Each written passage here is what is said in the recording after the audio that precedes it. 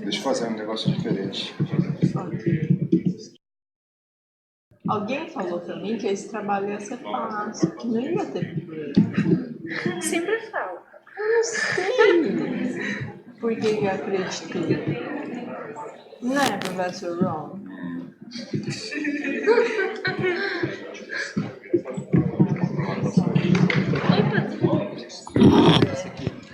Professor. Vazar esse aí aqui, professor. Trocou a pilha dele, cara? Troquei. Alô, alô, alô.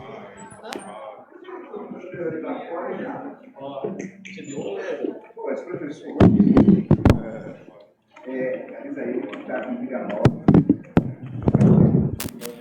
Que bom. Quem comprou pilha nova? Sério?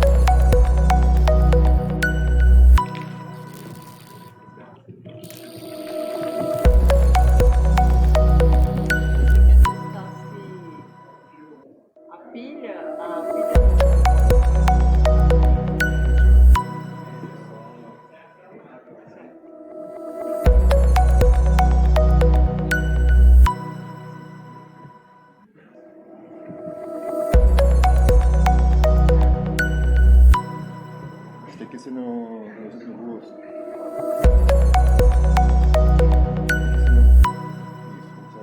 Tá. O que eu faço agora?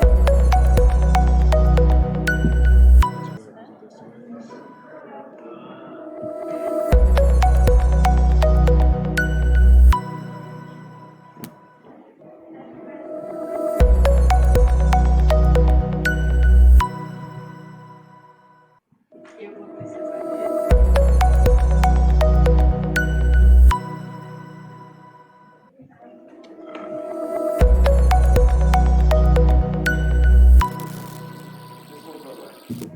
Tá, eu saio aqui.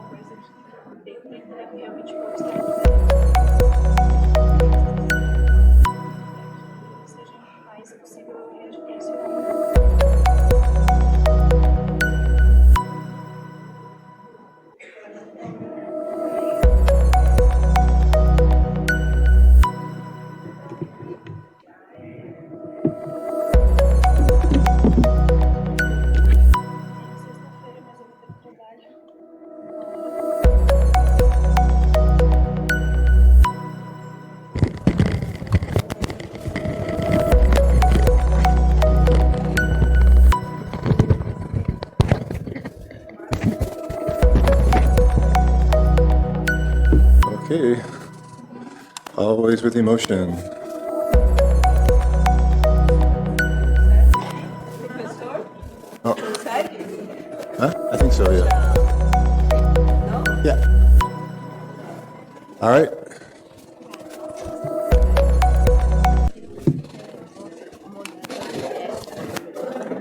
Não, não tem. Mas ele pode ver distorcido, entendeu? Tipo, é que há uma diferença do PowerPoint e do LibreOffice. Só por causa disso, mas ele vai... So you can continue the screen here. Ok. Hello, everybody. Hello. So, Okay, great. So today we're going to do things a little bit differently. There is no Moodle. We're not in a good Moodle. yes. So... As the professor said, we are having problem since this morning, so we don't have Moodle. And so for para a turma do remoto, we don't have chat, but you can talk with the assistant here, sending their questions to where? You could talk to Laura, who is here, through this link right here. So it says, faça uma pergunta em slides.app.google.gl/1HEDL. And so if you type that in, you'll have a direct line to us here. And Laura will answer your questions. Up to 5 questions free. After that, she starts charging money. Certo? Então, ó, vamos lá, em português. Pessoal que está no remoto, tá? Vocês vão abrir o seguinte site, slides.app.goo.gl/1HEDL. Vocês vão copiar esse link que vocês estão vendo pelo vídeo, tá? E aí, hoje vamos usar essa ferramenta como chat. Aí vocês podem mandar pergunta, tá bom? Essa é a brincadeira do professor Ron. Ele falou que é somente 5 perguntas, mas eu deixo 6, tá bom? Okay. Well, next year. Yeah. All right. Aí é isso. Obrigada. All right, so let's go. Right, we're heading towards the final stretch of one of the most important parts of this course, which is the introduction section. And you have 7 days to finish your introduction now. And you will be having also feedback on that, not only from me, but from your peers, and I'll explain a bit about that towards the end of class. So please stay tuned, keep watching, because at the end of this class, I will explain in greater detail about the submission process. Okay, so today we're going to review your homework a bit, talk about those 3 C's, about cohesion, coherence, and clarity, something that I think is under-discussed in academic writing, which is the notion of authorial voice. We'll talk a little bit about some language issues with connectives, and then finally we're going to talk about your midterm evaluation, which is the introduction. Okay, so remember last week we talked about extraneous information. So if you have a Star Wars scene like here and Big Bird appears in the middle of it, that's going to make you wonder why. Why is that Big Bird there in the middle of this corridor there? Just like the way I came up here with a small guitar, I didn't talk about the guitar, but I brought it with me, and it probably distracted many of you. It's the same way, the same sort of feeling that you can expect when you introduce some kind of theme in your introduction that doesn't seem to have a purpose, or maybe does have a purpose, but it's not made clear to the reader. So to work on this, we did a kind of activity, very simple activity, but actually complex when you started working on it, which was the story of the Three Little Pigs.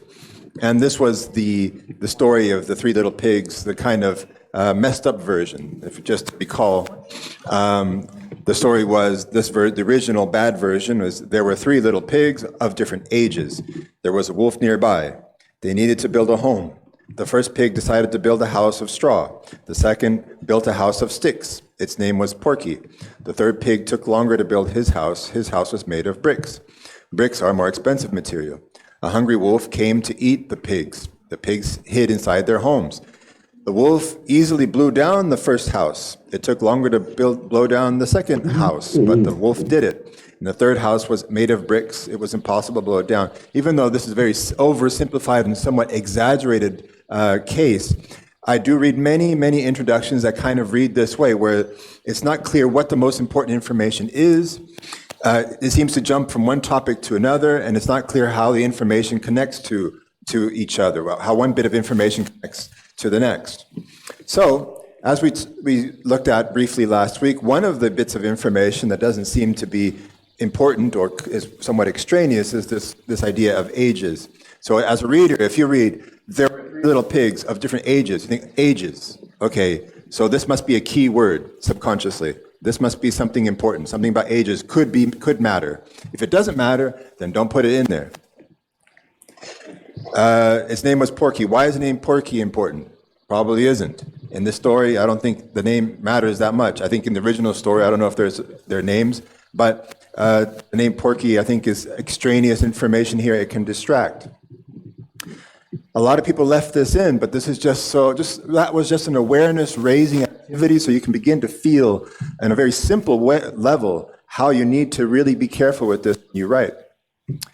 Then you have bricks are a more expensive material. Okay, so if I read that, if I'm reading the story of Three Little Pigs and I see bricks are a more expensive material, I'm going to think, okay, there's something about price here. There's something about budgeting, something about money that's probably going to come into this story. It stays there as a role in my head while I'm reading.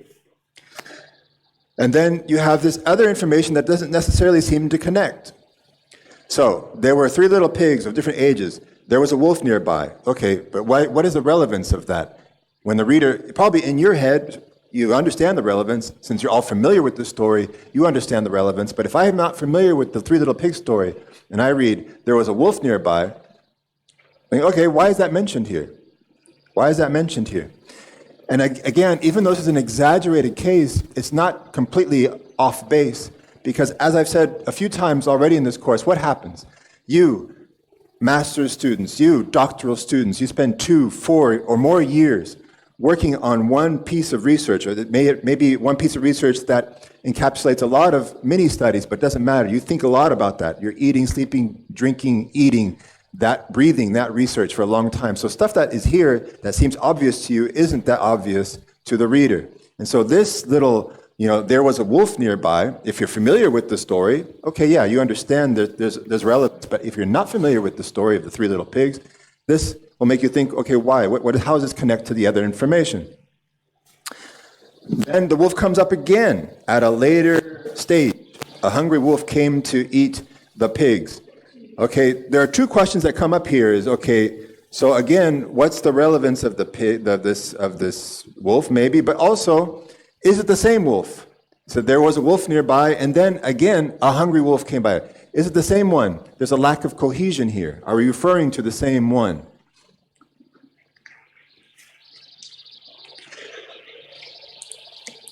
And then you have the last sentence, which is the third house was made of bricks. But it's not clear how this is connected. The bricks is connected to taking longer to blow down the second house. Okay. So here's a better example from a student. Again, if you have any questions, please access this link that you see on your screen. Okay, so one student made a better version and wrote this. Once upon a time, which is a nice way to begin a story, once upon a time, there were three little pigs that needed to build a home because there was a wolf nearby. The first pig decided to build a house of straw. The second built a house of sticks. The third pig took longer to build his house and made it of bricks, a stronger material. A hungry wolf came to eat the pigs. This is the first time the word wolf Oh no, the second time the word wolf comes up. The hungry wolf came to eat the pigs. Who hid inside their homes? There's a little mistake there. The wolf easily blew down the first house. It took longer to blow down the second house, but the wolf did it. But as the third house was made of bricks, it was impossible to blow it down. So what do you see here? There's no mention of ages. There's no mention of Porky. So this is a better example. So you see, ages has been taken out. Just once upon a time, there are 3 little pigs. Good. And they add a because there to explain. Just two little words here. There were 3 little pigs without the ages, and then with a simple word that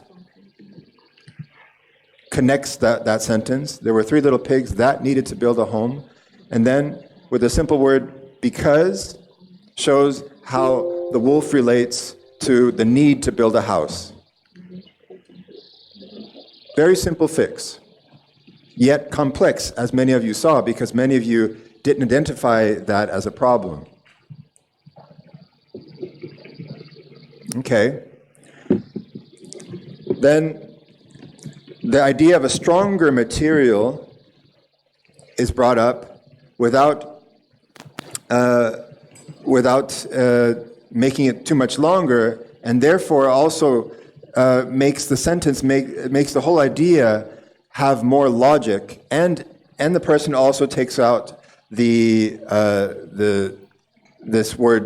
name Porky. So instead of the second built a house of sticks, period, its name was Porky, period. The third pig took longer to build the house. His house is made of bricks. Bricks are more expensive material. Instead of that, took out the expensive material and simply said, the third pig took longer to build his house and made it of bricks, a stronger material. So you can see that after the comma, a stronger material relates to the fact that it's made of bricks. It adds information to the bricks, keeping it in one nice sentence there, taking out extraneous information. So instead of the third house was made of bricks, it was impossible to blow down, the person adds just a little word, that word in green there, just a simple little word, says, but as the third house was made of bricks, it was impossible to blow down. So this little thing, this little word as, shows, okay, this is going to explain the reason. As it was made of bricks, it was impossible to blow down. Very nice. Okay. Just a simple little word. However, there's this issue with the wolf. So this version, even though it was better, I still think that there's a problem with the character wolf here, being mentioned in 2 different moments. So here's another example, a different one. So here you see the wolf is not mentioned in 2 instances. Here you see there were 3 little pigs needed to build a home to hide from a wolf that was nearby. Oh, sorry, there is. But there's an important difference, which you'll see. Needed to build a home to hide from a wolf that was nearby. The first pig decided to build a house of straw. The second built a house of sticks.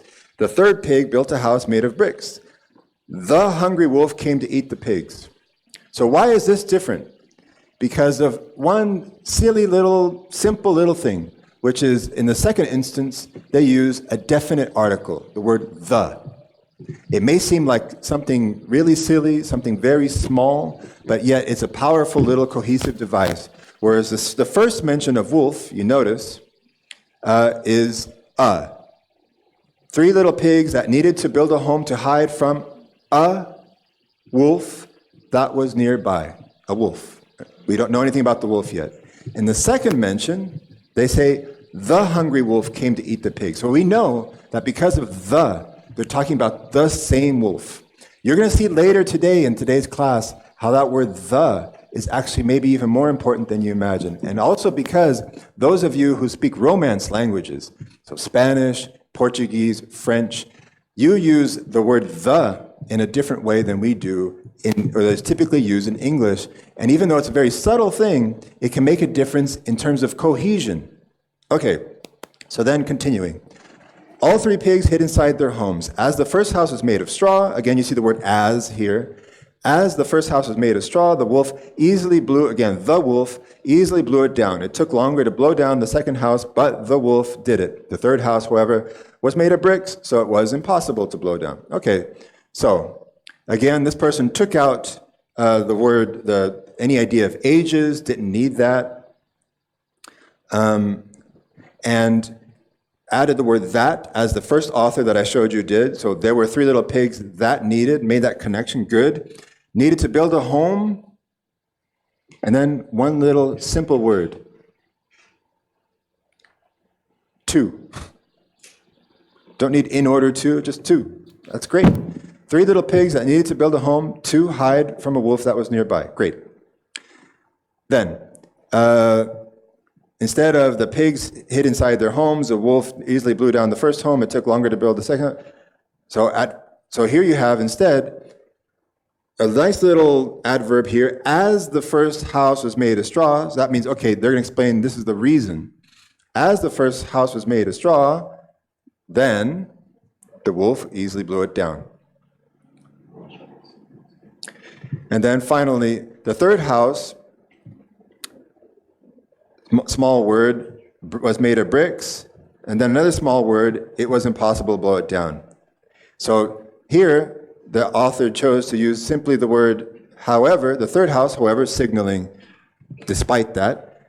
The third house, however, was made of bricks, so it was impossible to blow it down. Okay, so this was just a very simple first lesson about the idea of coherence, cohesion, and clarity. And this is just, again, just an awareness-raising activity, taking a very simple story that you're all familiar with, that hopefully you'll be able to transfer to your own research story. So, to summarize this point here, coherence can be basically said to mean how one idea logically connects to the previous and subsequent ones.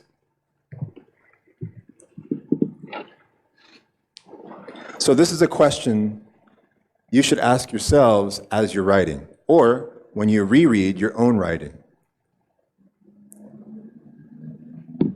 That's coherence. Cohesion essentially means the words that you use, that are used in order to connect different sentences, different ideas, different clauses. These can mean adverbs, typical discourse markers or connectives, as they're called, like however, and as, and because, and so, or words themselves. And even, as we're going to talk about, even articles.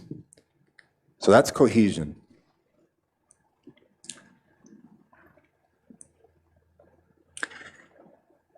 And then finally, clarity has to do with the extent to which the information that you're reading is sufficient. So do you have enough information there? Is there anything information that's missing that should be there for you to understand the text? Or is there any extra or extraneous information that is there that doesn't really belong, that just confuses the reader? So that's one aspect of clarity, an important one.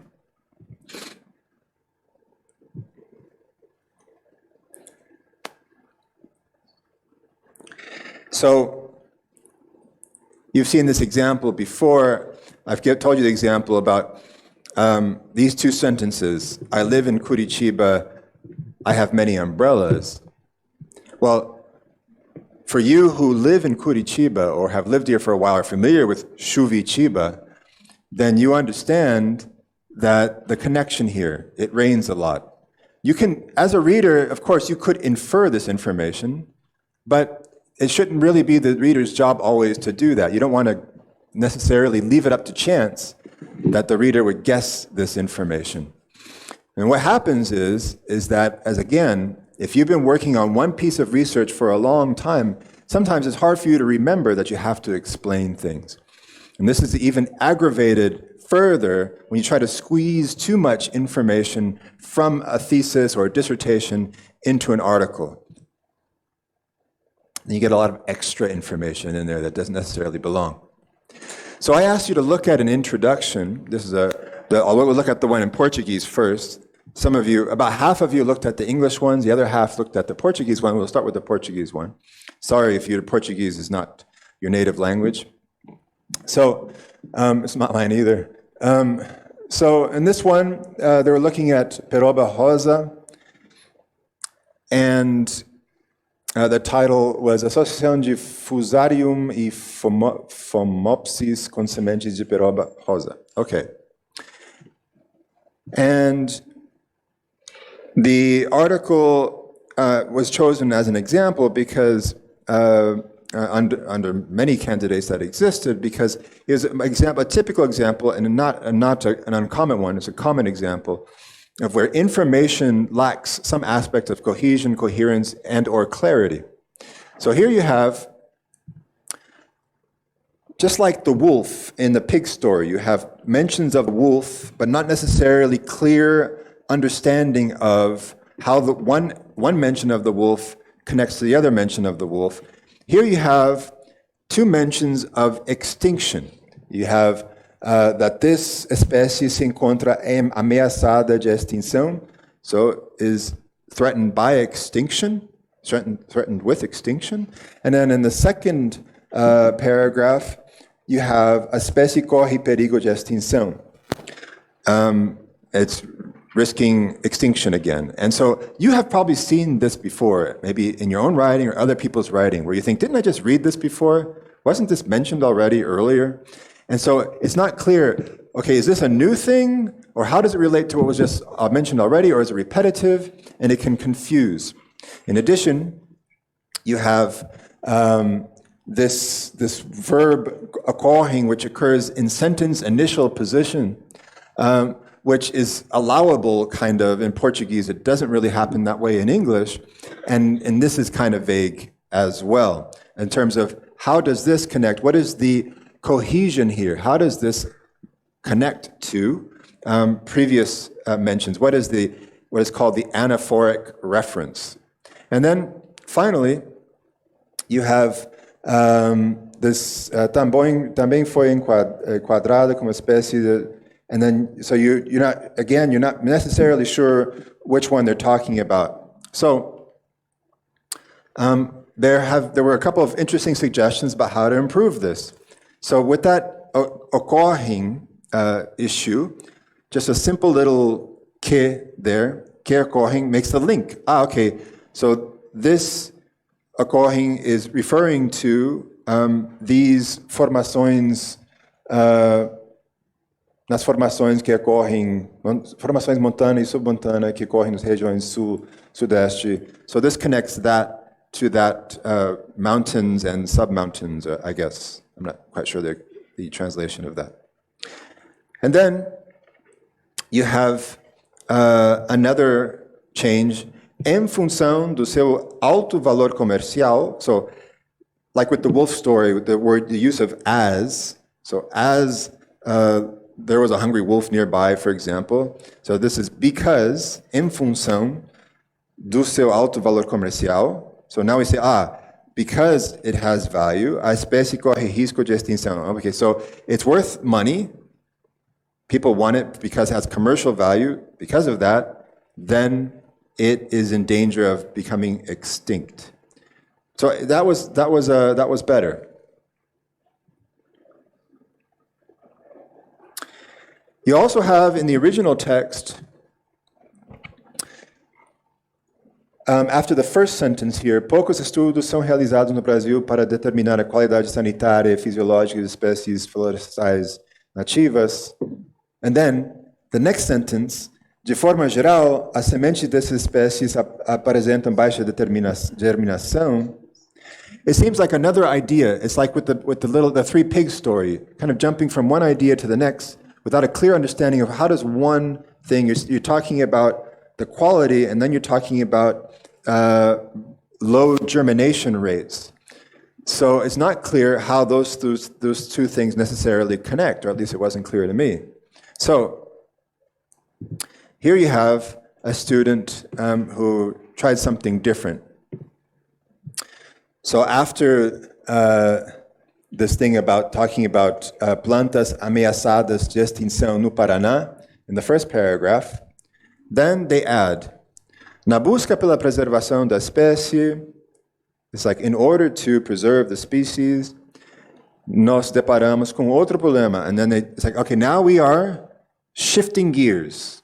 The author here now is signaling to the reader, okay, there's that, and now pay attention because there's another problem on top of that. So that helps. And then you see there's a lexical link, a link with vocabulary here. This is called lexical cohesion, where you have a mention in the first paragraph about extinção, and then in the second paragraph, preservação. So here's a problem, extinction, and then they are going to talk about the solution. And remember, with argument building and academic discourse, this is a common paradigm, presenting a problem-solution approach. Here's the problem, extinção, then we need to talk about the preservação. Okay, so na busca pela preservação da espécie, nós deparamos com outro problema. And then that outro problema here then signals a shifting gears, or adding another topic. Then the student doesn't change anything with this list of species, but does change something else. So here in the original one, you have, nesse contexto, o objetivo desse trabalho, in the second paragraph, nesse contexto, o objetivo desse trabalho foi avaliar a associação de fungos com sementes de peroba rosa, oriundos de 4 regiões do estado do Paraná, e verificar a transmissão destes fungos via semente. So then, they make this suggestion, the author, they said, okay, before we do that, why don't we say this? Contudo, até onde temos conhecimento, poucos estudos foram realizados no Brasil a fim de determinar a qualidade sanitária e fisiológica da espécie florestal peroba. So they insert a move to here. They insert that gap. Okay. From another student, this is Isabella. And I like what she does here too, so they'll be a little bit different. And she goes a little bit further. So she adds here, for example, sendo encontrada, adding to this introduction about peroba rosa, blah, blah, blah, sendo encontrada na floresta e ocorre nas regiões. So it's a nice little flow here. It all kind of connects. It's not so fragmented. That's nice. But you notice that, you'll see that she actually goes further than that. So here's the original one where she adds cohesion. The original version was encontrada, and then she says sendo encontrada, and then instead of ocorre, e ocorre, meaning that referring back to peroba rosa. Okay?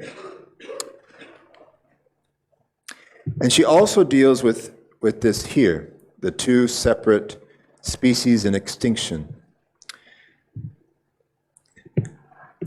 And she also notices that there are 2 separate mentions of sementes. One mention in the first paragraph, deterioração das sementes, and then principais patógenos associados às sementes, right here. So, with this in mind, and remembering that there was this issue with connecting this idea in the first sentence that you see here, with then suddenly talking about sementes, she says, why don't I reorganize this a little bit to kind of go back to problem solution, the they say and I say in the introduction. And so currently, the way the original introduction is, you have a they say, or rather you have an I say first, in a way, because you have her saying, poucos estudos são realizados no Brasil para determinar a qualidade sanitária e fisiológica de espécies florestais nativas. That's actually not a territory. She's introducing a kind of gap here. And then there's a they say that comes after that. De forma geral, as sementes dessas espécies apresentam baixa germinação, So what does she do? Isabella says, well, you know what? Why don't we flip this? And we'll pull this they say up here, and we'll do a they say, I say. And this is nice. And if you read that on the right-hand side, to me it reads better. You can go ahead and take a few seconds just to read that yourselves.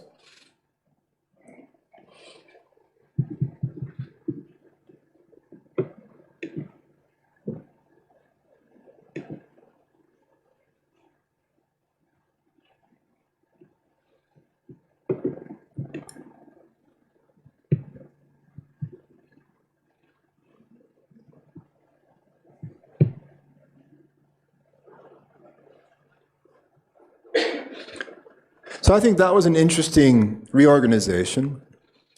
And then Isabella goes further, and she adds a little bit more, because here, with this new paragraph, remember when you add a paragraph indent in a text, it often means that you're changing gears, you're going to add a new topic. And then this here, this alguns trabalhos têm sido realizados.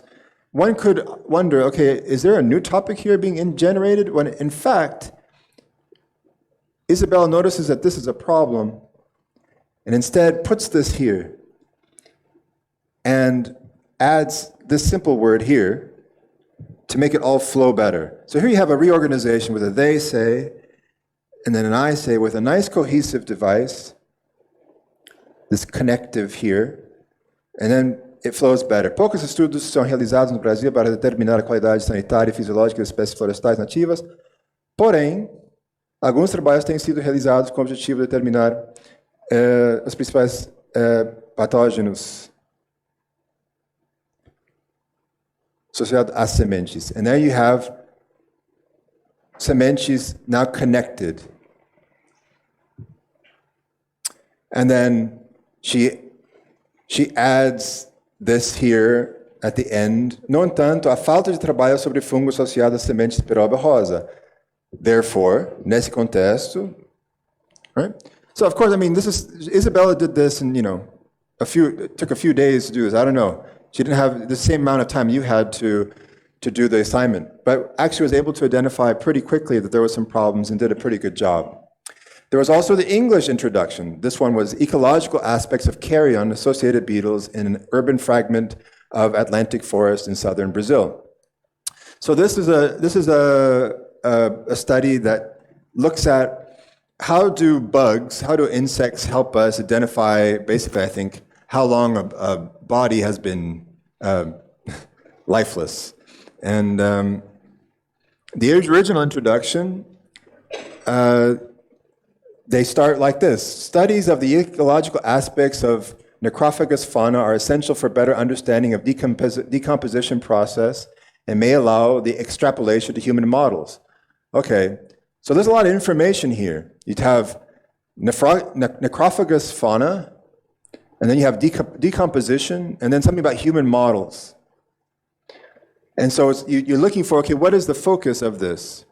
And then after that, in the second paragraph, you have North American and European countries have a better knowledge about their fauna when compared to Brazil. Okay, suddenly Brazil is important, and also knowledge about their fauna. And then the third paragraph, you have Brazil talking about the highest homicide rates in the world.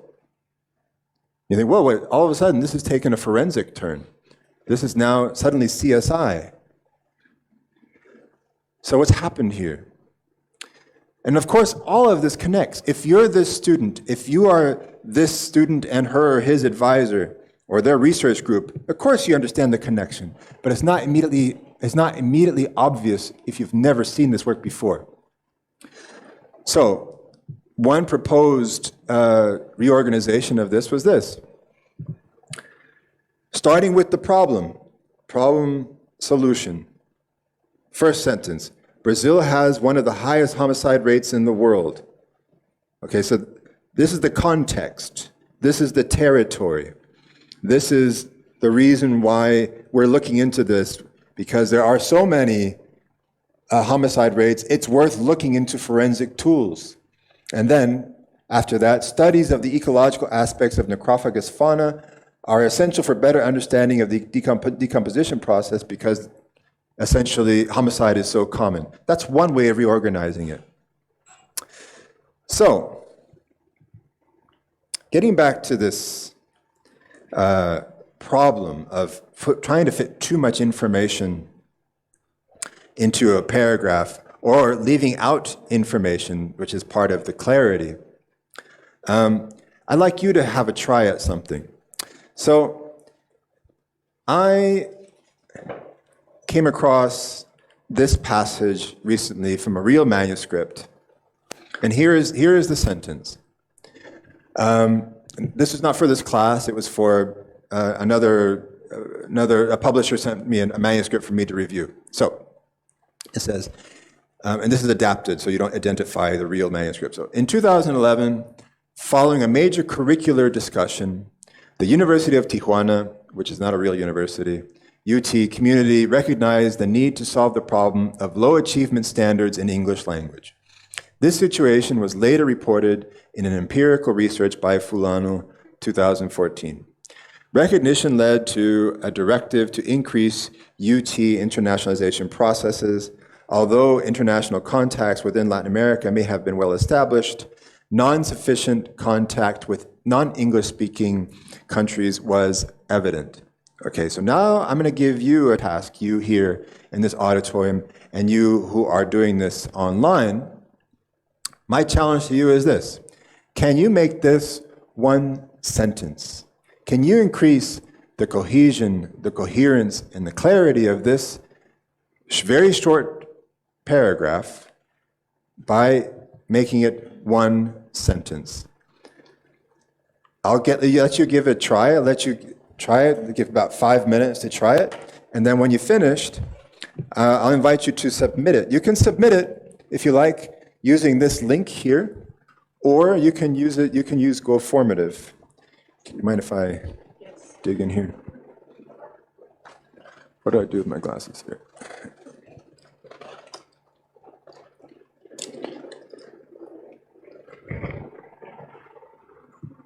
Let me activate Go Formative. There we go.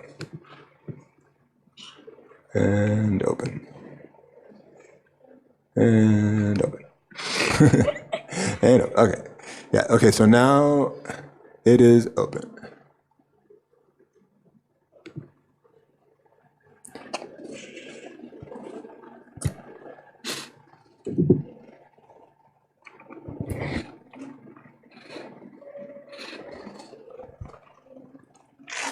And maybe people will send it through the link too, which is where? Can I keep the... So this one here? No, this one here? Yes. Yeah. Can I keep it open? Yeah, you can keep it open, yeah.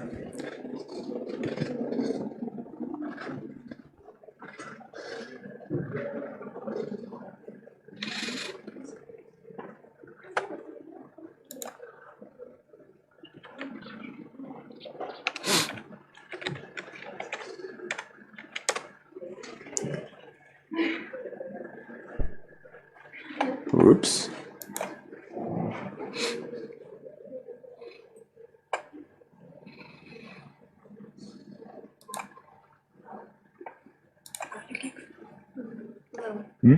Olha que uma pessoa mandou aqui. Acho que sim. Tem que ler.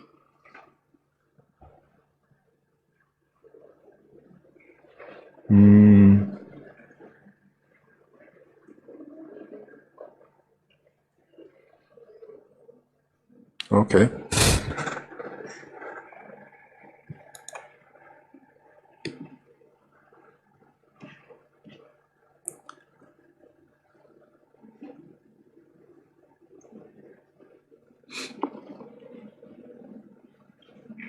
Let me hide the names. Don't worry, if you send a response here, you won't see your name. It's anonymous.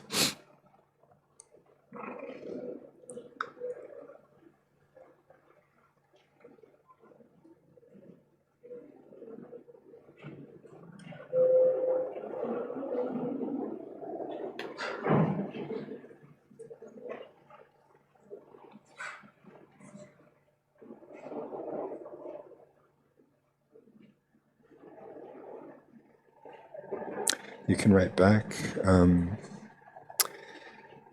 that in this class it's really a focus on interdisciplinary, that even within the humanities, you can read other texts that you don't.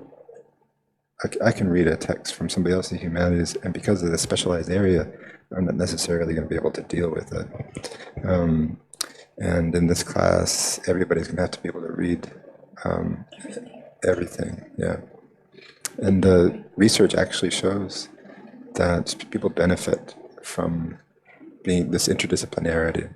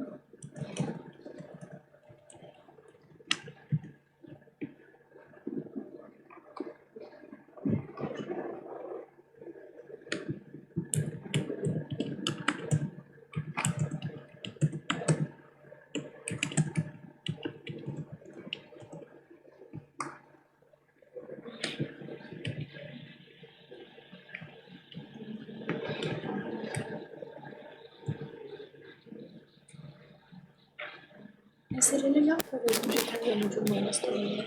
Por isso que Yeah, well, they will, because you'll see. Tá, eu vou falar que não vai chegar esse momento. Sim, sim. Yeah, good.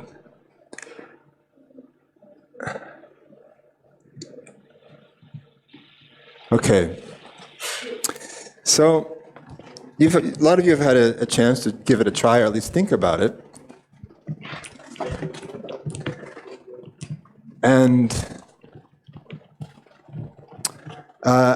I like this one here. I mean, there are other ones I like too. In 2011, the University of Tijuana community recognized the need to solve the problem of low achievement standards in English language, which led to the increase, this led to the increase in UT internationalization processes, seeking to enlarge international contacts with non-Spanish speaking countries. That's good. That's a big improvement in my opinion, because it's not hard to see how one thing connects to the other. Let me go back to the slides.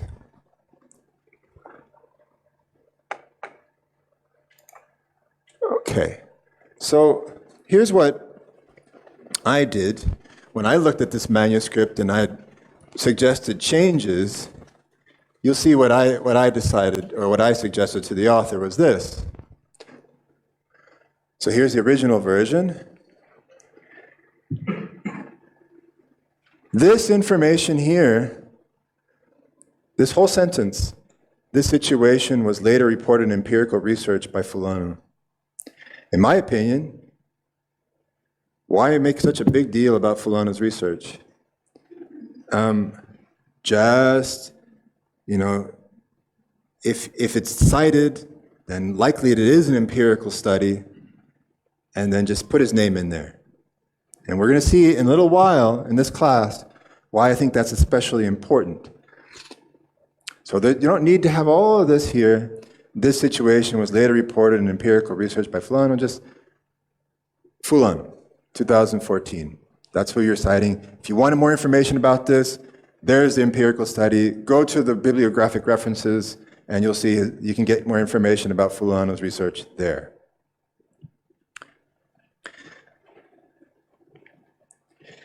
Then, this recognition is a kind of a strange way to begin a sentence.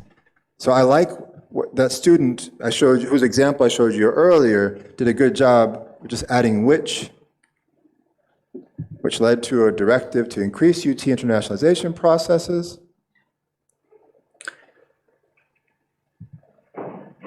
And you don't need all of this. You just describe why did you need to increase internationalization processes? Well, to increase contact with non-Spanish speaking countries. And that's it. It's pretty much the same thing, and it flows much better. The cohesion, the coherence, and the clarity are improved, I believe, in this here. In addition, you're also bringing the author's voice into it more. This here, the first example, this part in pink, this situation was later reported in empirical research by Fulano. It's a common problem in a lot of the research that I read, especially from undergraduate students and master's students who don't feel a lot of voice yet, that they're not really part of an academic community, and they're citing a lot of people, and those other people they put almost before their own voice. So Fulano is becoming more of a highlight here than he deserves to be, probably. So don't get lost in the crowd. Make sure that people can find where you are when you write. Let your voice be heard. And how do you do that? I'm going to show you a real text. This is a text from the humanities. You tell me if you think that the person's voice is clear. Is it clear what the I say is? Not just the they say. Is it clear what the I say is?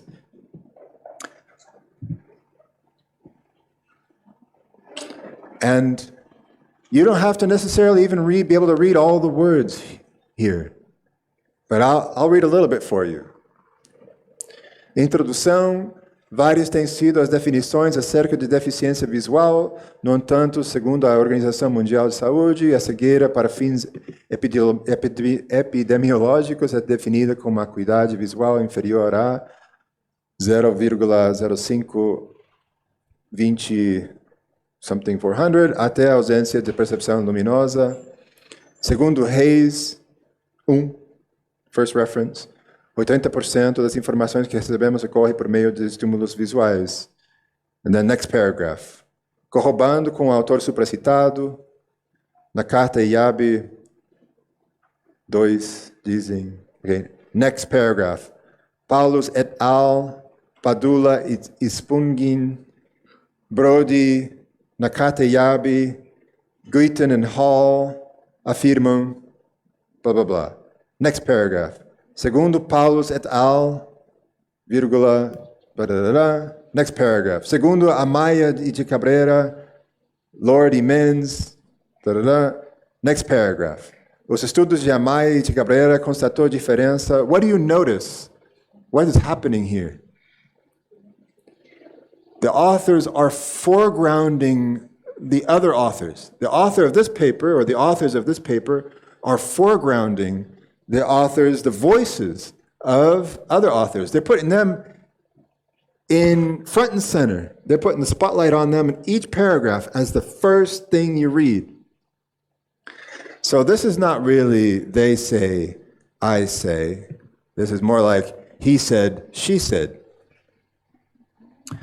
So be careful with this as you write. And this is an exaggerated case, of course, but it's a real case. So remember that when you're writing, you are entering a conversation. You are a participant in that academic conversation. You'll be producing knowledge, and you're entering a conversation, but as a participant of the conversation. Christine Cazenave writes a really nice piece about her experience of learning to write academically. And a few points are worth highlighting that she makes here. She writes, if I wished to contribute to knowledge in my field, I needed to see my published writing as part of ongoing conversations with other published writers. So this is when she was learning to write. So I needed to see my published writing as part of an ongoing conversation with other published writers. Again, this is a writer from the humanities, but applicable to all kinds of other disciplines. And then she writes, and I love this, what she says, from the same page, she says, I needed to situate my work in relation to other published voices. How did her work relate to other published voices? And then she says, I consider this goal of situating my work in relation to what others have said to be the single most challenging and important aspect of learning to write for publication. What happens, unfortunately, I think at the undergraduate level and the master's level especially, is that the idea of a literature review, this,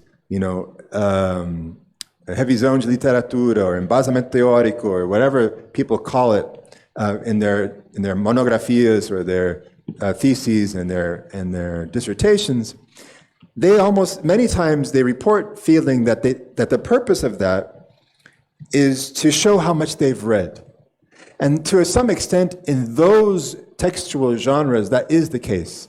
You need to be able to show, when you write your dissertation, especially when you write your thesis, that you've done reading and you have a good basis, you have a good theoretical understanding. But that's not what happens when you write an article. And Cazenave recognizes that she went through this thinking when she wrote, and she wrote, I did not understand this notion of academic conversations via publication for much of my graduate school time. This is postgraduate. I did not know what it meant to be scholarly, but I knew I had to refer to work that had already been published and that the authorities had to be cited somewhere early in the paper. There also had to be enough citations to give the reader the sense that I knew something. I used to count the number of references in the reference list. I felt satisfied if I could reach the arbitrary number of 15. And my undergraduate students ask me that sometimes. They say, professor, quantas referências tenho que colocar?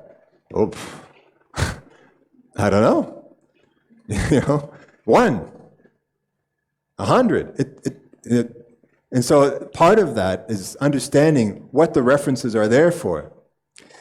That really, your authorial voice is part of showing that you are a member of an academic community. You're participating in a conversation. And so with this introduction here, it's not the they say, I say, but the he said, she said model.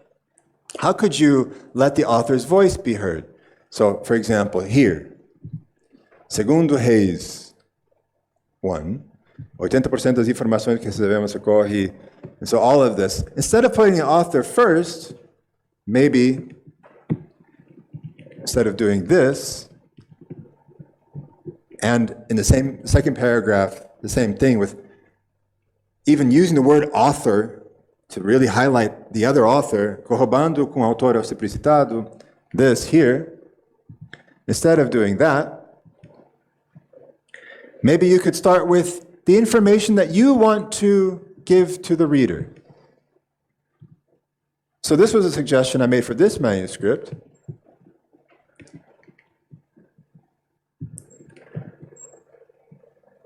So start with, okay, this is the field I'm laying here. And this is who says it at the end.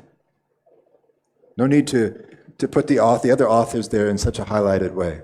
Same thing with the second one.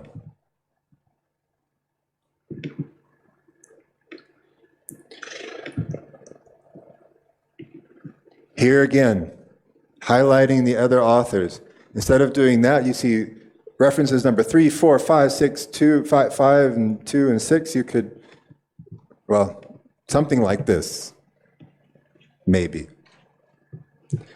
In addition, and this is where you see the interface between authorial voice and the 3 C's, coherence, cohesion, and clarity, is you could connect all of these things more smoothly if you take these paragraphs divided by authors and instead connect them.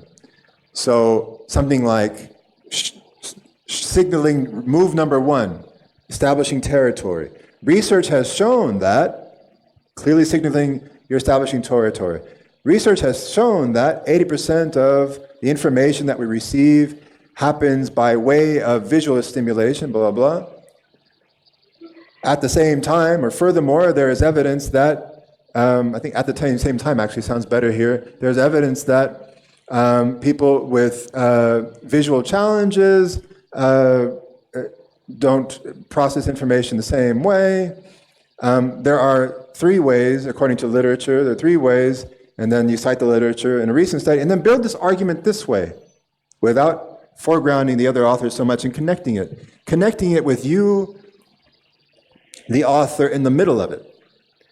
You are the center of that conversation. You are connecting those dots, those other authors, you're connecting them to what you want to say. Like this. So I want to focus a little bit on this idea of connectives that can be so important. So on the next slide, I'm going to show you, you're going to see 2 things. On the left side, you're going to see connectives in English, and on the right, you're going to see them in Portuguese. So, oh, sorry. You're going to see it synonyms. Synonyms. So can you match these synonyms here? You don't have to say them, just look at them. Match the blue to the reddish brown.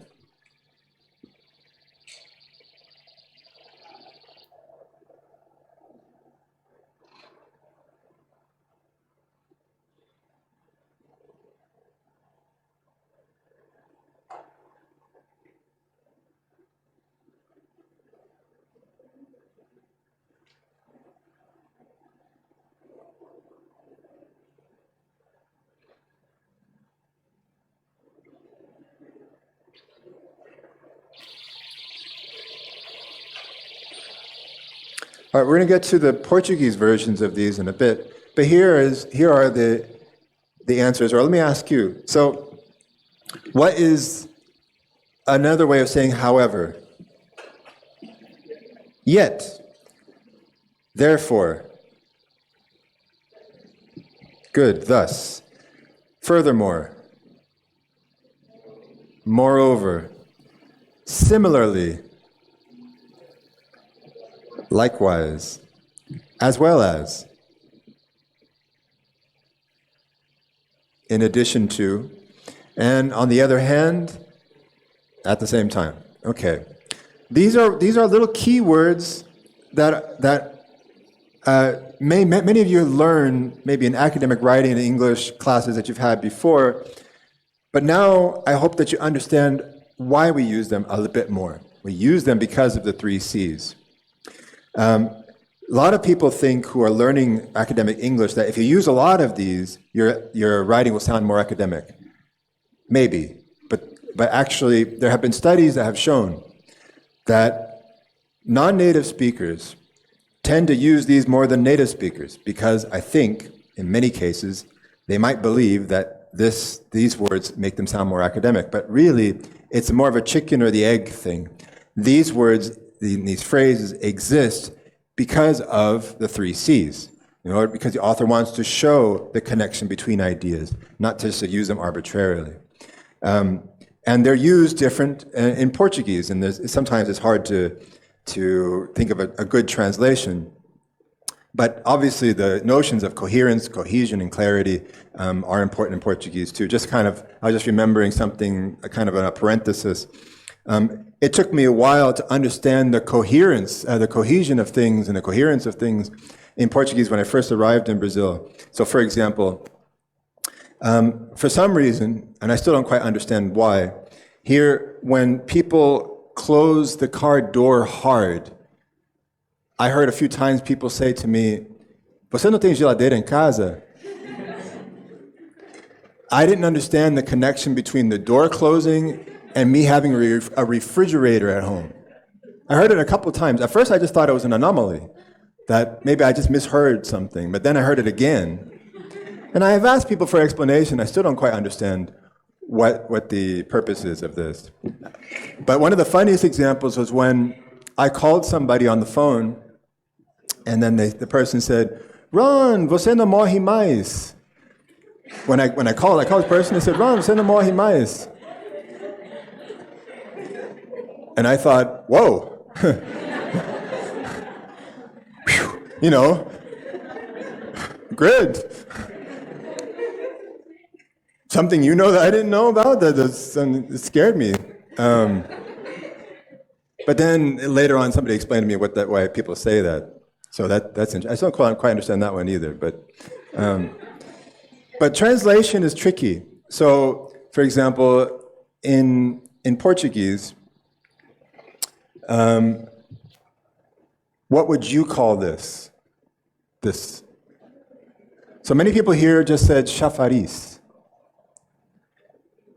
And what would you call this?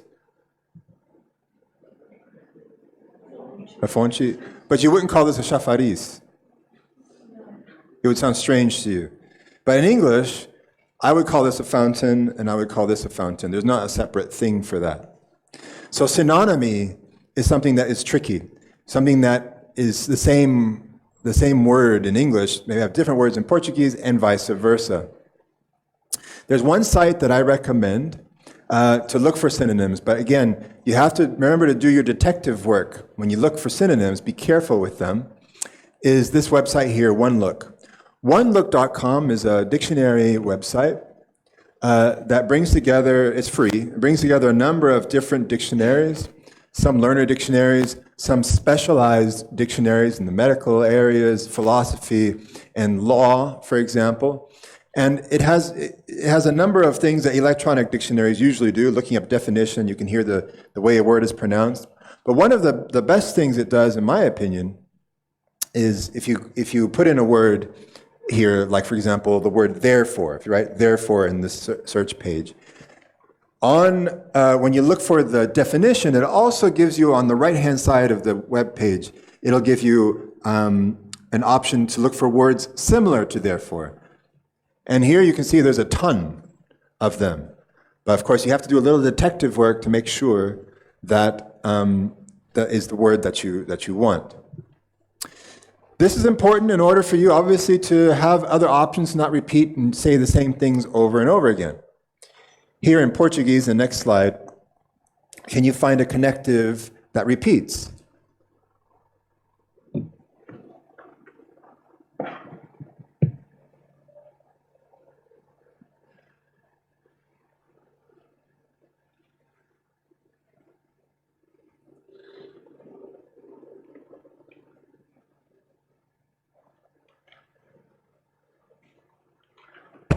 Sorry, I'm trying to get it.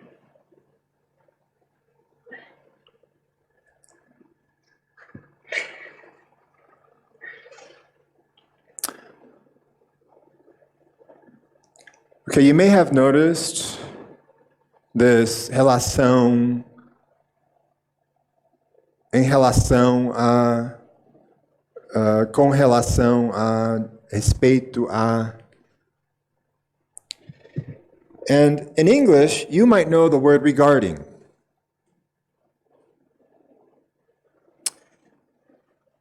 But I invite you right now to go into your phones or your computers, go to onelook.com, type in the word regarding.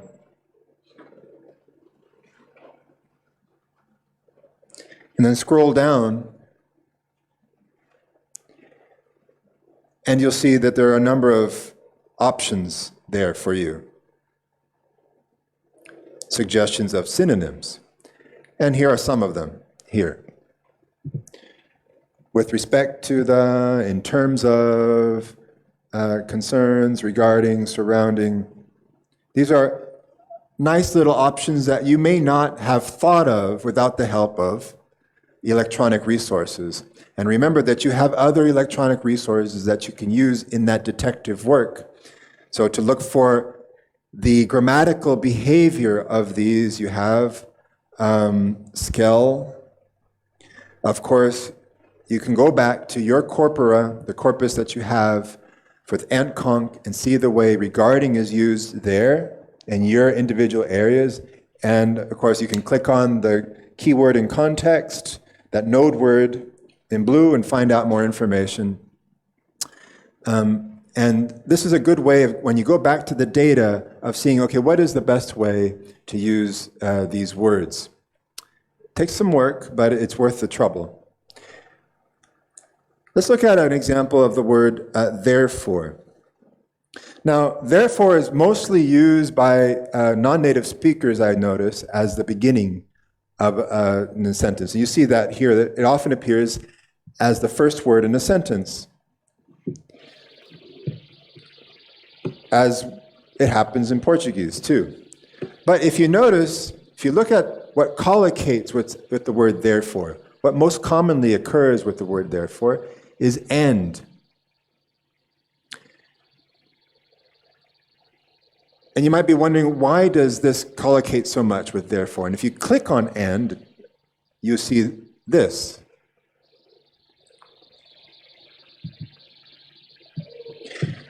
And it may seem like a simple little thing. It may seem like a simple, silly little thing. What you see here is, by putting the word therefore not at the beginning of a sentence, but at the middle of a sentence, at the beginning of a new clause, it helps connect ideas. And so think about, when you're using connectives, how they can contribute to the flow, depending on where you put them. So consider these contrasting examples. What many people would write is, therefore, the present study aims to. On the right-hand side, you see the present study therefore aims to. And it's a very subtle difference, but it can contribute positively depending on how you want to express yourself, saying, I'm putting the study first to signal to the reader, this is now, I'm talking about the present study. Therefore, in the next example here, as a first word, therefore, the evidence suggests that, and then instead of doing that, putting therefore after. The evidence therefore suggests that. Same thing with the third one. Therefore, we decided to pilot a new test. We, putting us first, the voice of the author, we therefore decided to pilot a new test. Fourth one, therefore, a new approach is necessary. A new approach, highlighting a new approach, is therefore necessary. Subtle, but it can change the feel of what you're trying to convey, what you're trying to highlight. Okay, so let's look at some translation examples, because people often ask me about this. So here's a common discourse marker, a connective in Portuguese, this one in blue.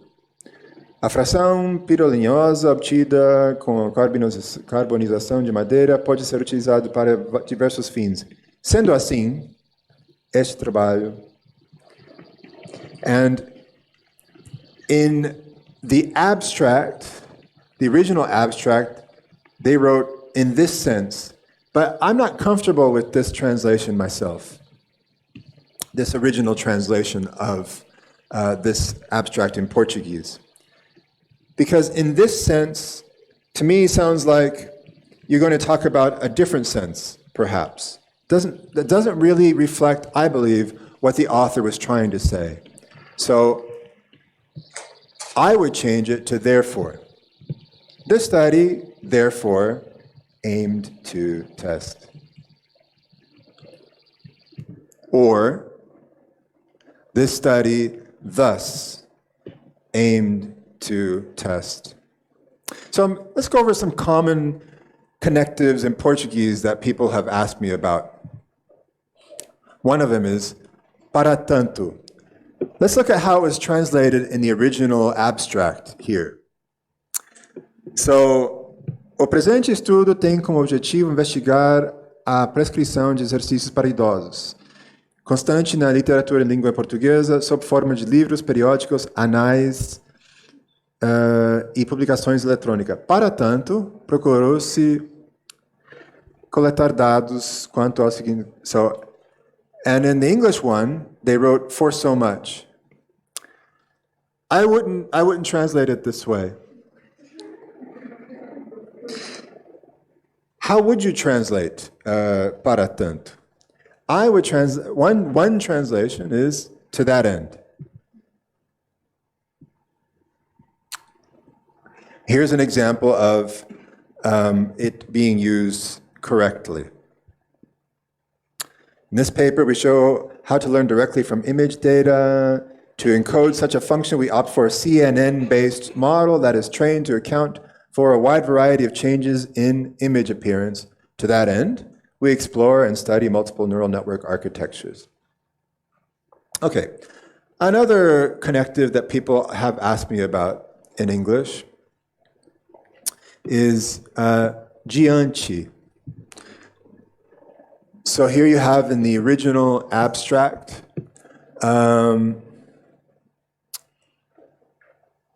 este artigo tem como propósito apresentar os resultados parciais do estudo realizado sobre a avaliação dos aspectos afetivos em aplicações computacionais por meio de reconhecimento de expressões faciais e emoções.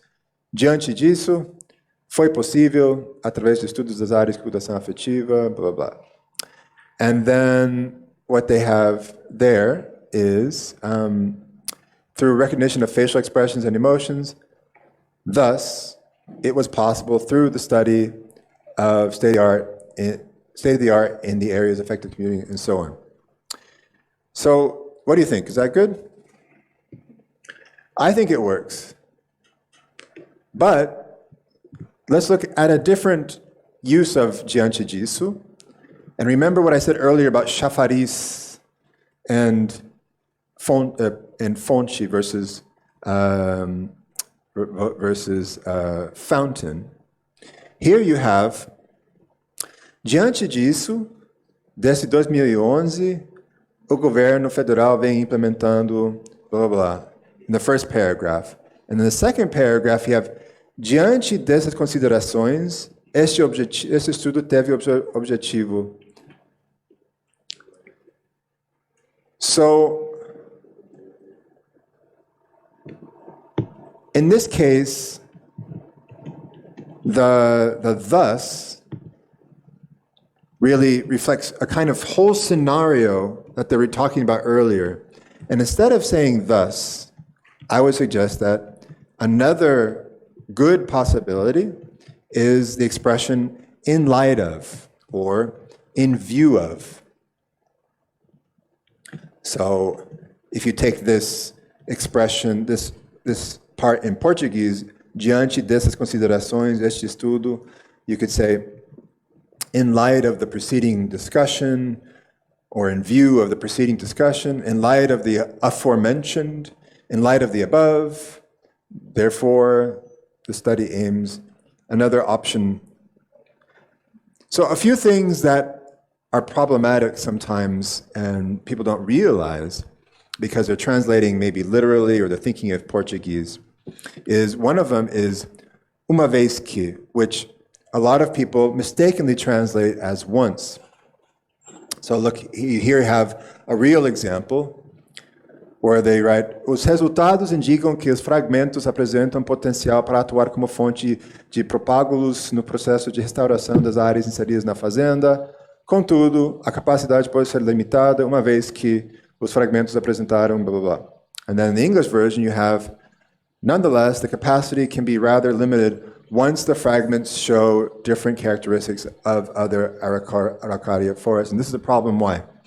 Because once, in English, in this sense, sounds too much like a chronological thing. So for example, once I get home tonight, I'm going to have a big glass of grape juice. Means the moment I do this, then that happens. And that's not what they mean here. They mean here something different. And the better translation is since.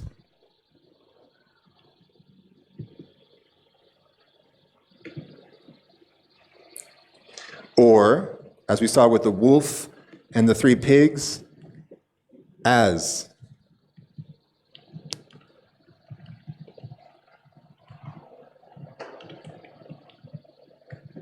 So be careful with that. Now, what's the problem with this one here? Here you have in English, in recent years, studies are searching for green solvents that can be replaced by organic media, have inherent toxicity and high volatility. The green technology reduces the use of hazardous media by offering new environmentally, by controlling. Okay. The problem here is the definite article. And we saw this earlier with the word being used twice in the first problematic version of the 3 Little Pigs story. Now, let's look at 2 examples and compare them. In the first example, the sentence is, new low emissions buses have been implemented in California. Green technology is growing in that state. And the second one is, new low emissions buses have been implemented in California. The green technology is growing in that state. In Portuguese, you could use the for both of those. But in English, the use of the has a powerful signal attached to it. Whereas the first one, number 1, you're talking about green technology in general. So what the first sentence is saying is that in the state of California, there is, generally speaking, green technology that is growing, and one of the green technologies is these low emissions buses. Whereas in the second example, new low emissions buses have been implemented in California, the green technology is growing in that state. They're saying only this green technology they're talking about. They're not making any generalizations. They're saying that this particular one is growing. So it's a little tiny difference here in terms of one word, but actually it makes a big difference. That the here is referring specifically in the second one. It has this power in English to refer back to what was said earlier. It's an anaphor. So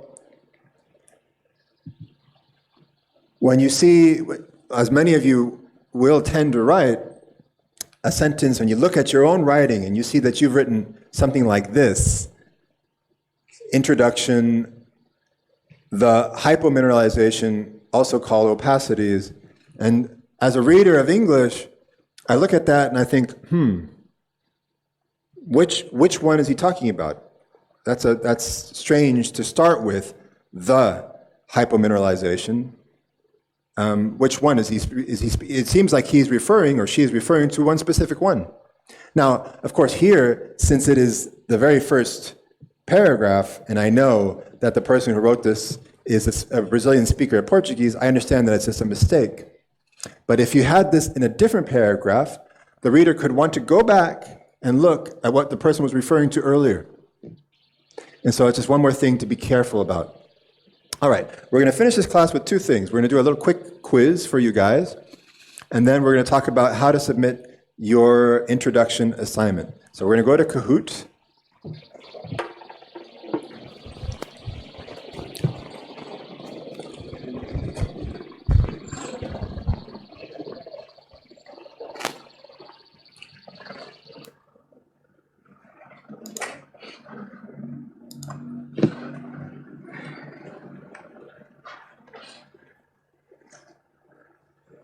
All right.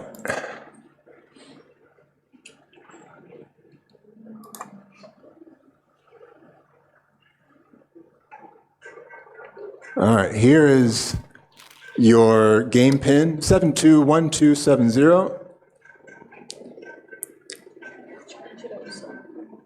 That's all right.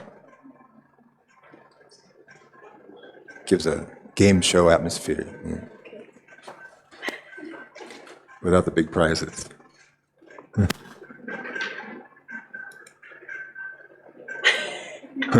Callie is bothered by it.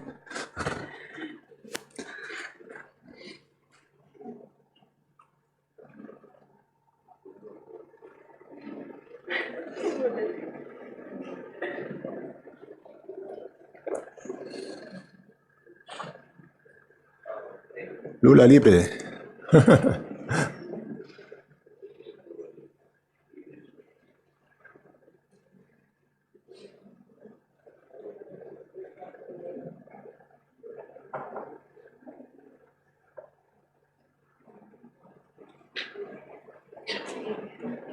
Nevertheless, people.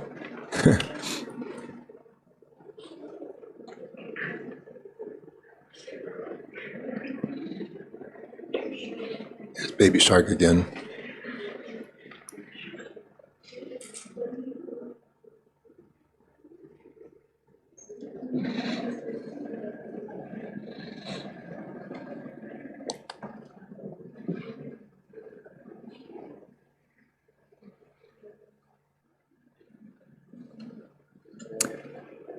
Professor Desihé. I know her. All right.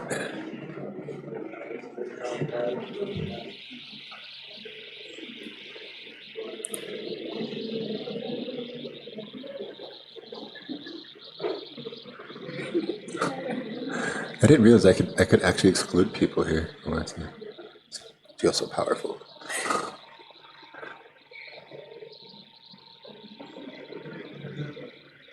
All right. So let's go ahead and start.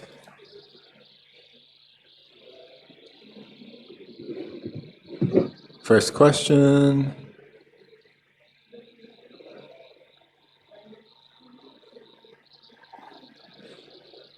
What is the correct connective?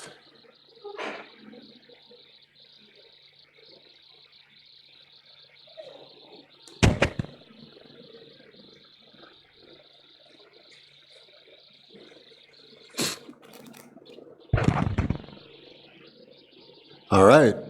Most people got that one right. Good job. Next.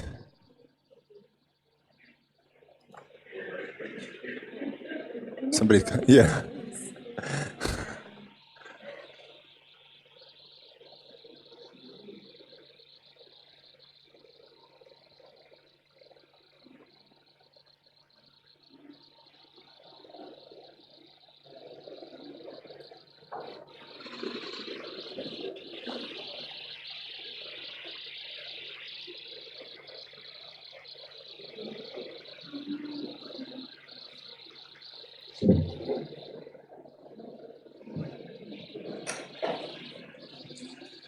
Okay, so most people got this one right. Likewise, good.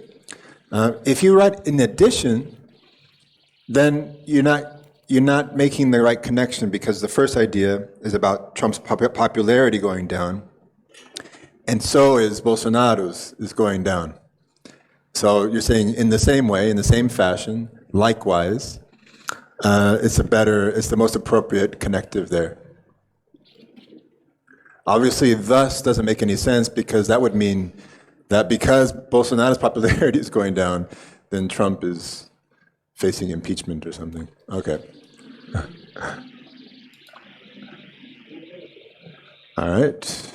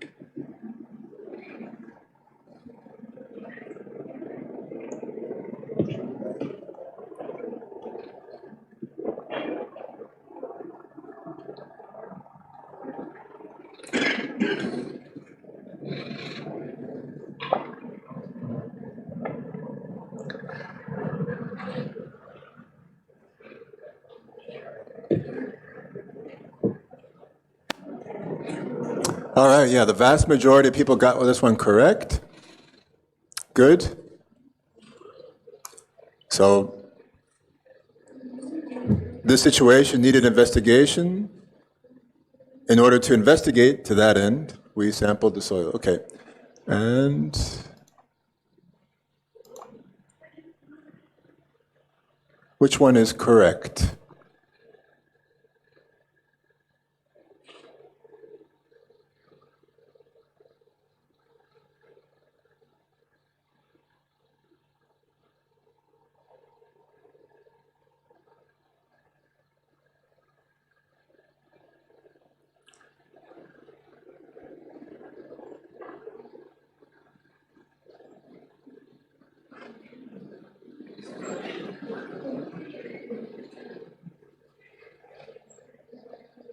Okay, yeah.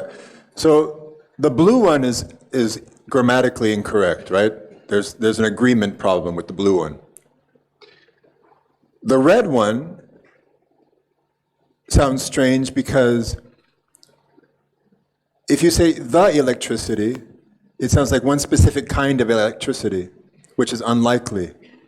So most probable expression here, the correct one, is that the new car runs on electricity. That's the power source in general, not some specific kind of electricity. Okay? But of course in Portuguese, or in Spanish, for example, or in French, it would work. Okay, last one.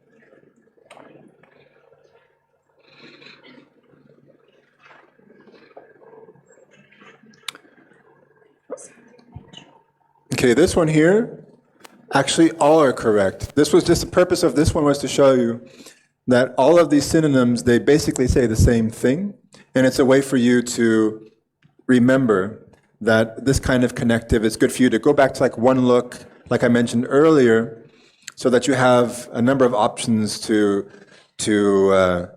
sew your text together. And all of these work and basically say the same thing. All right. So let's talk about your midterm assignment.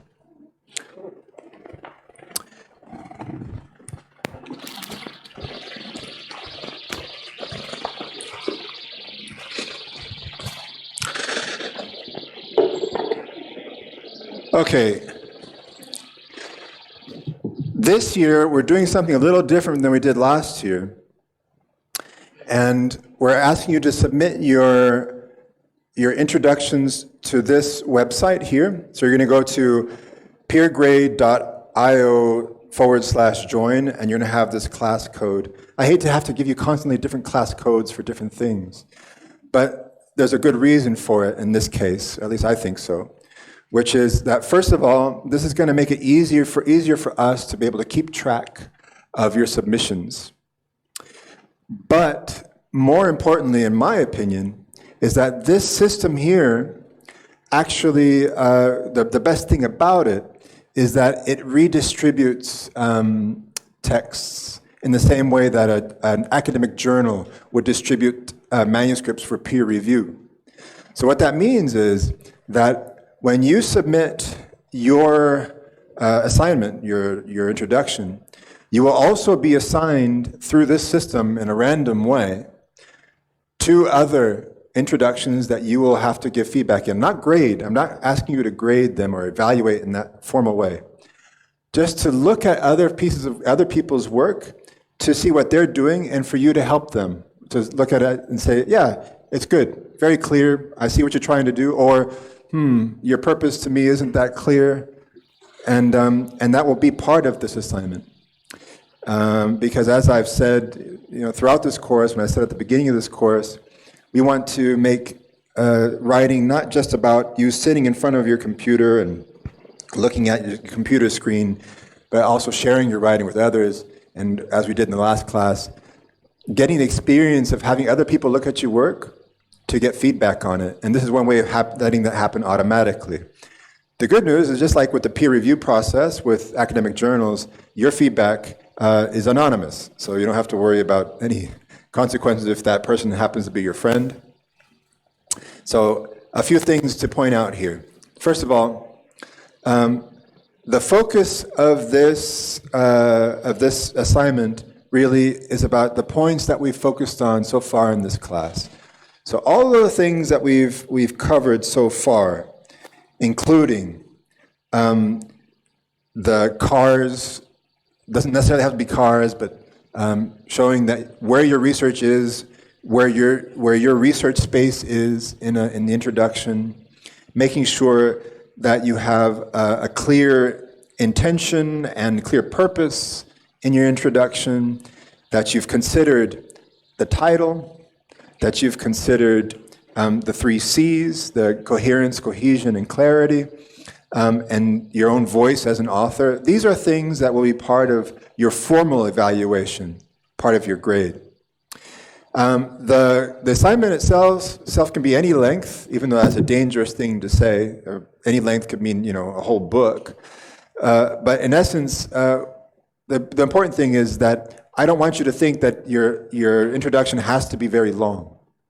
In fact, introductions that are very long, that I consider long over 1,000 words, they may be necessary in some cases, but really, when it's a very, very long introduction, and it doesn't happen very often, but when I've seen a very long introduction, we often suspect that the person has essentially just copied and pasted from somewhere, from another previous work that they've done. Really show that you've made an effort to synthesize your work and put it in an introduction, covering the points that we've covered so far in this class.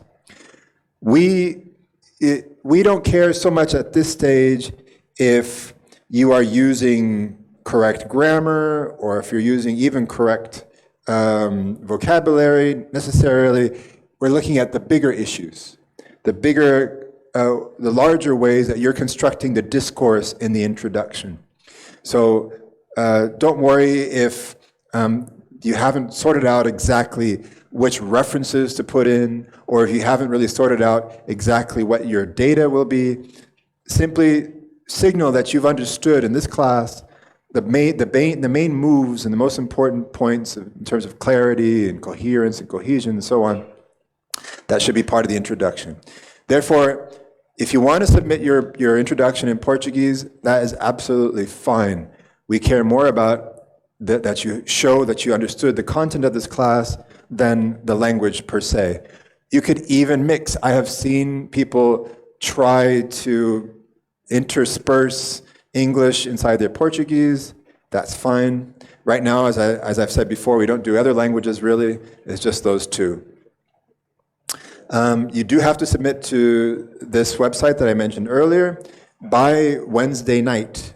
So you will have this class next week, and just in case you have any further questions, and through the evening as well to finish if you need. And then on the very next day, you in the auditorium and watching this remotely, you will receive 2 introductions written by other students. So also when you're writing your introduction, also consider that if you have an introduction that's 5 pages long, the person who receives your paper will hate you.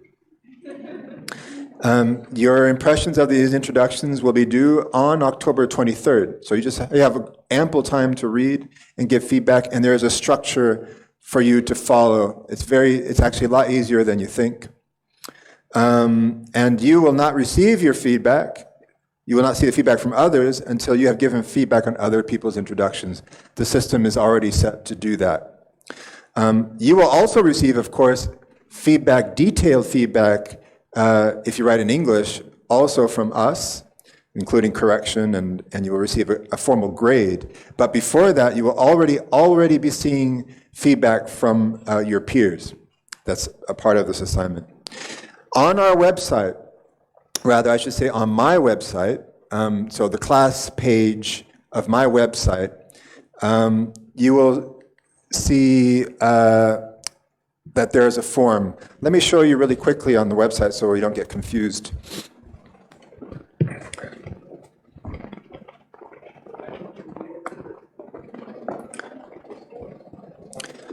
So accessing my academic website,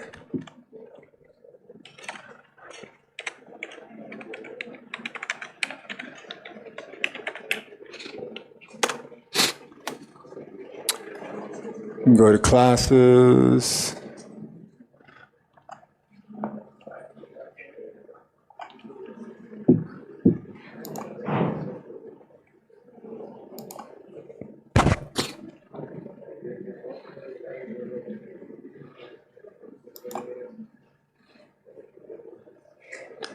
And then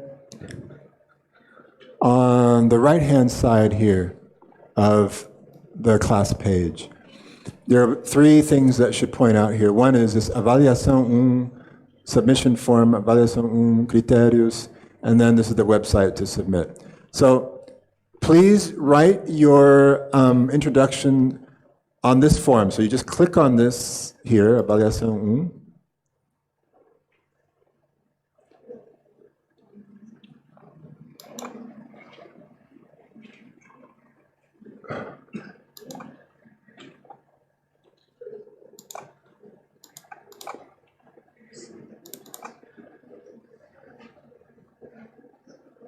And please write your introduction on this. There's a reason for this. First of all, it makes it so that you're forced to write your name because not everybody remembers to write their name, their email. So it's happened before that people have submitted an introduction and we don't know who wrote it.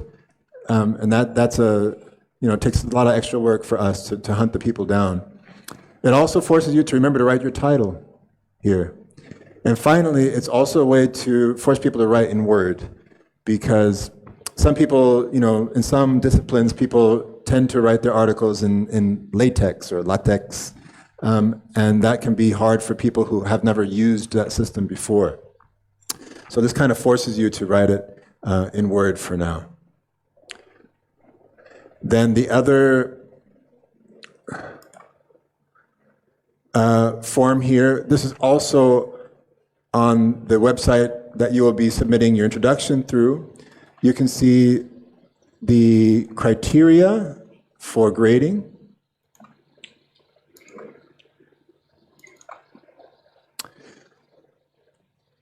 And you will see, what qualifies as a high score and a lower score, and a little checklist for you to make sure that you have you put in all the ingredients for the introduction.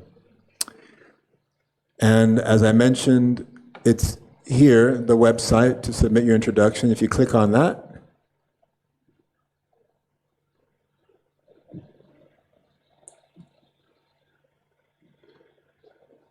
you'll just type in your code. You will create a login. You can use your Google account or create a new one. And that's how you'll submit your assignment.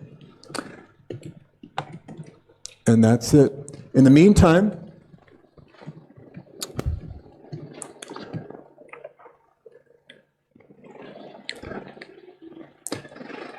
don't worry, be happy.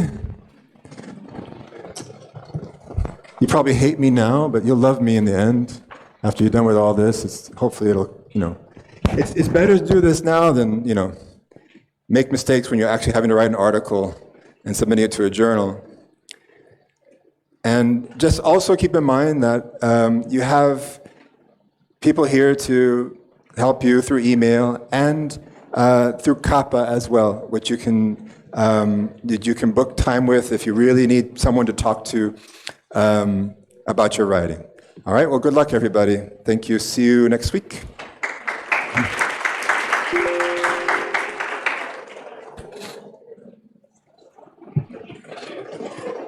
Peraí.